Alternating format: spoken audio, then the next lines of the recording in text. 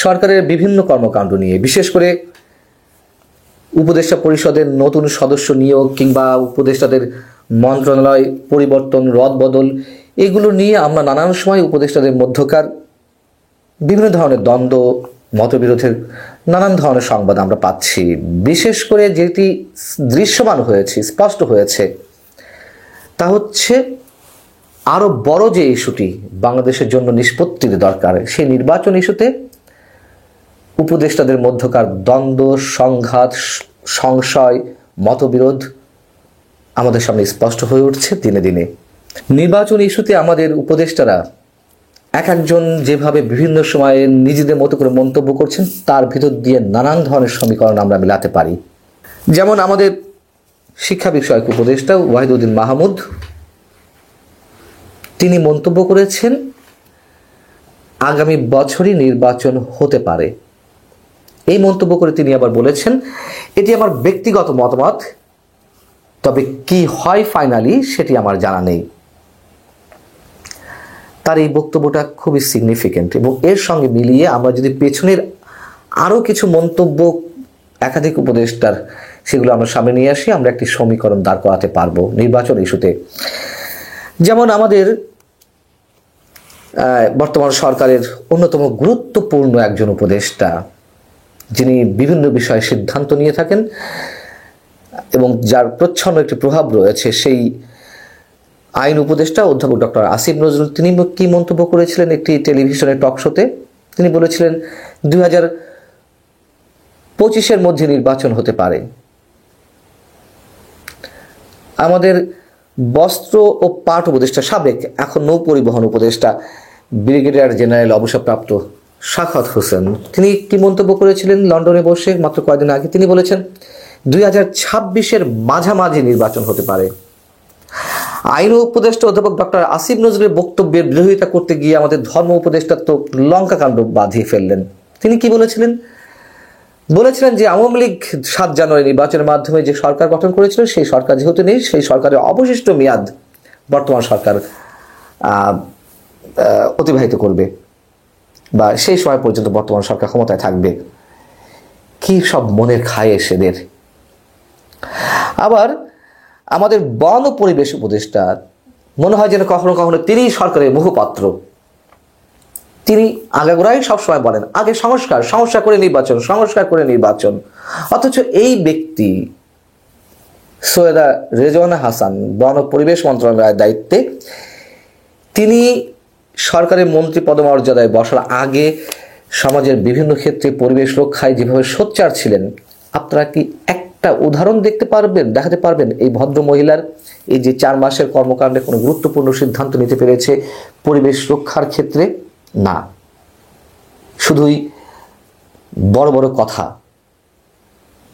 আমাদের প্রধান উপদেষ্টা অধ্যাপক ডক্টর মোহাম্মদ ইউনূস, তিনি এর আগে কখনো কখনো নির্বাচন ইস্যুতে বলতেন জনগণ যা চাইবে তখন নির্বাচন হবে। তিনি বলতেন যে যখন রাজনৈতিক দলগুলো একসাথে ঐকমত্যে পৌঁছাবে তখন নির্বাচন হবে। এখন এসে আন্তর্জাতিক মিডিয়া বা ঘরোয়া বিভিন্ন গণমাধ্যমে তিনি যখন কথা বলছেন, তিনি বলছেন যে সরকার যখন সিদ্ধান্ত নেবে তখন নির্বাচনের তারিখ সেটি ফাইনাল বলে ধরে নেওয়া হবে।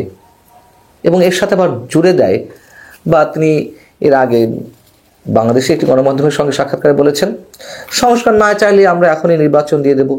কারণ সংস্কার যে দরকার নেই এটি তো কেউ বলে না, কিন্তু যেগুলো ন্যূনতম পর্যায়ের, এবং যখন বলেন যে জনগণের আকাঙ্ক্ষা অনুযায়ী বর্তমান সরকার সবকিছু করে যাচ্ছে, বা জনগণের আকাঙ্ক্ষা অনুযায়ী সংস্কারগুলো করা প্রয়োজন, সেই জনগণ কারা?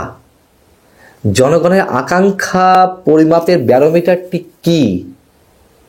এক বড় অদ্ভুত বিষয়। প্রতিটি রাজনৈতিক সরকারও জনগণের দোহাই দেয়, ঠিক এখন যেমন অনির্বাচিত সরকার, একটা অরাজনৈতিক সরকার, তারাও সেই একই দোহাই দেওয়ার চেষ্টা করছেন। যাই হোক, এই যে কয়েকজন উপদেষ্টা মন্তব্য তুলে ধরলাম, এর মধ্যে দিয়ে আমরা কি সমীকরণ দাঁড় করাতে পারি? এক হচ্ছে উপদেষ্টারা বুঝতে পারছেন যে নির্বাচন আসলে প্রয়োজন, নির্বাচন আসলে যত দ্রুত সম্ভব দেয়া দরকার, সেই জায়গা থেকে কোনো উপদেষ্টা তাদের মুখ থেকে বলে ফেলছেন। মানুষের কাছে জবাব দিয়ে করতে হবে, কি বলবেন? আরেকটি বিষয় স্পষ্ট যে সরকারের লক্ষ্য আসলে কি করতে চায়, কবে নির্বাচন দিতে চায়, সেই ধরনের কোনো আলাপ উপদেষ্টা পরিষদে হয় না। তাহলে কি হয় উপদেষ্টা পরিষদে? এবং আরও যে একটি বিষয় এর থেকে দৃশ্যমান আমাদের কাছে হচ্ছে, সরকারের কোনো কোনো উপদেষ্টা অনাদিকালের জন্য ক্ষমতায় থাকতে চায়, ক্ষমতার লোভ পেয়ে গেছেন। এবং সবচেয়ে বড় বিষয়, সবচেয়ে বড় যে প্রশ্ন, তা হচ্ছে সরকারের সিদ্ধান্তগুলো আসলে কে নিচ্ছে, বিশেষ করে নির্বাচন ইস্যুতে। তাহলে কি এককভাবে অধ্যাপক ডক্টর মোহাম্মদ ইউনূস যা চাইবেন তাই হবে? আমরা সেটি মনে করি না। আমরা মনে করি ডক্টর মোহাম্মদ ইউনূস যাদেরকে মাস্টার মাইন্ড হিসেবে বিভিন্ন জায়গায় পরিচয় করিয়ে দিচ্ছেন, সেই মাস্টার মাইন্ডদের অপেক্ষাতেই কি তিনি আছেন যে তারা যে সিদ্ধান্ত দিবেন সেই সিদ্ধান্তই মানতে হবে, নচেত তার গদি নড়বড়ে হয়ে যাবে? আমরা আসলে কোনোটিই জানি না, তবে আমাদের চোখের সামনে যেগুলো স্পষ্ট হচ্ছে সেই কথাগুলোই শুধু বলতে পারি।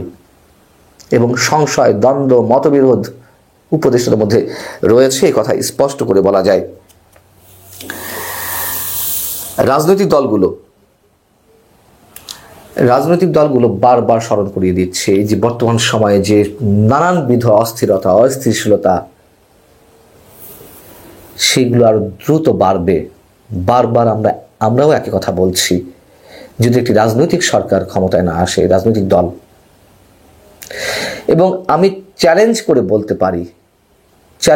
বলতে পারি মাস্টার মাইন্ডরা যা চাইছে তা কখনোই হবে না, হওয়ার কথা নয়। বিকল্প রাজনৈতিক ব্যবস্থা বহুত দেখেছি, অনেক পরিকল্পনা দেখেছি। বর্তমান সরকারের চেয়েও অনেক বড় বড় শক্তিশালী সরকার, অনির্বাচিত কিংবা নির্বাচিত সরকারের মাধ্যমে আমরা অনেক উচ্চাভিলাষী সিদ্ধান্তের পথে তাদের যাওয়ার চেষ্টাটি দেখেছি, কিন্তু সফল হয়নি। এবারও হবে না, স্পষ্ট করে বলে দেওয়া যায়। এবং আরও একটি কথা মনে করিয়ে দিই আপনাদের উদ্দেশ্যে, সরকারের বিভিন্ন নীতিগত সিদ্ধান্ত নেওয়ার ক্ষেত্রে আমলারা যে ভূমিকা পালন করছে সেটা আরও বেশি অশনি সংকেতের। কিন্তু এই আমলাদের বিরুদ্ধে কিন্তু কিছু করতে পারছে না সরকার। বিচারপতিদের বাদ দিয়ে দিচ্ছে, পদত্যাগে বাধ্য করছে। বিভিন্ন শিক্ষা প্রতিষ্ঠান থেকে শুরু করে বিভিন্ন সরকারি স্বায়ত্তশাসিত প্রতিষ্ঠানের যারা শীর্ষ পদে রয়েছে তাদেরকে তারা বাদ দিতে পারছে, কিন্তু আমলাদের সহজে বাদ দিতে পারছে না। অতএব সামনে ভয়ঙ্কর বিপদ নিশ্চিতভাবে, যদি সেই মাস্টার মাইন্ডদের কোনো বিশেষ উদ্দেশ্য বাস্তবায়নের পথে ডক্টর মোহাম্মদ ইউনূস সাহেব সহ আরও অনেকে যাওয়ার চেষ্টা করেন।